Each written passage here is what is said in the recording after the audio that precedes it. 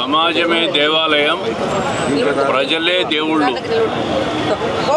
అనే నినాదంతో ఆగస్టు 29వ తేదీ 1982లో కీర్తిశేషులు ఎన్టీ రామారావు గారు ఇచ్చిన నినాదం, పిలుపు దేశవ్యాప్తంగా సంచలనమైంది. ఒక ప్రాంతీయ పార్టీని పెట్టి 9 నెలల అనతి కాలంలో 75% స్ట్రైక్ రేట్తో అధికారంలోకి వచ్చిన గొప్ప నాయకుడు ఎన్టీ రామారావు గారు. సంక్షేమం అనే పదం దేశ ప్రజలకు తెలియజేసిన నాయకుడు ఎన్టీ రామారావు గారు. ఎన్టీ రామారావు గారు పార్టీ పెట్టిన రోజుకి దేశంలో ఎక్కడా కూడా సంక్షేమం అనేది అమల్లో లేదు.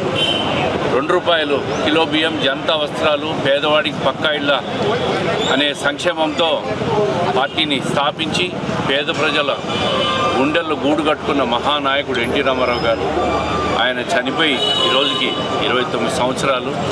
తెలుగుదేశం పార్టీ 43 సంవత్సరాలుగా ఈ రాష్ట్రంలో పేద ప్రజల కోసం, రాష్ట్ర అభివృద్ధి కోసం, సంక్షేమం కోసం పాటుపడుతూ ఉంది. ఆయన ఇచ్చిన నినాదంతో సంక్షేమమే కాదు, అభివృద్ధిలో కూడా ఆంధ్రప్రదేశ్ నెంబర్ 1గా తయారు చేస్తానని గత 30 సంవత్సరాలుగా పార్టీ జాతీయ అధ్యక్షుడిగా చంద్రబాబు నాయుడు గారు కొనసాగుతున్న తీరు, ఆయన పరిపాలన చూసి ప్రజలు ఈరోజు ఒక అద్భుతమైన తీర్పు ఇచ్చారు. దానికి అనుగుణంగా ఈరోజు చంద్రబాబు నాయుడు గారు కూడా 29వ వర్ధంతిని పురస్కరించుకొని కడప జిల్లా పర్యటనలో రాష్ట్ర పార్టీ నివాళులు అర్పించే కార్యక్రమాన్ని కూడా మైదుకూరులో ఏర్పాటు చేయడం కడప జిల్లా తెలుగుదేశం పార్టీ కుటుంబ సభ్యులకు అందరికీ కూడా ఒక సంతోషించదగ్గ విషయం. ఆయనకు ఘనమైన నివాళులు అర్పిస్తూ జై హో ఎన్టీఆర్, జోహార్ ఎన్టీఆర్.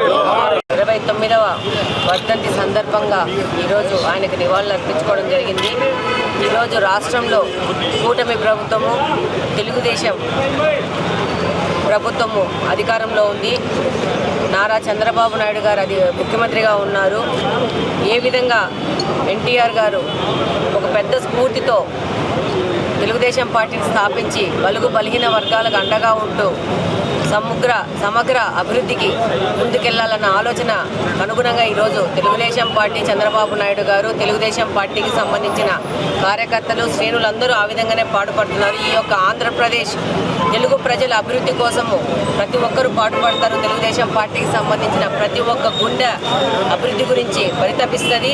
అలాగనే ఈ రాబో 5 సంవత్సరాల్లో ఈ యొక్క ఆంధ్రప్రదేశ్ని భారతదేశంలో మొదటి స్థానంలో నిలిపే విధంగా వెళ్తారని చెప్పేసి ఈ సందర్భంగా కోరుకుంటున్నాము. వెళ్ళాలని చెప్పేసి ఈ యొక్క భారతదేశంలో ఆంధ్రప్రదేశ్ గర్వంగా తల ఎత్తుకొని నిలబడేసి మేము ఆంధ్రప్రదేశ్ నుంచి వచ్చామని ప్రతి ఒక్క తెలుగువాడు చెప్పుకునే విధంగా ఆంధ్రప్రదేశ్ని తెలుగుదేశం పార్టీ తీర్చిదిద్దుతుందనే నమ్మకంతో మరొక్కసారి ఎన్టీఆర్కి జై హో ఎన్టీఆర్.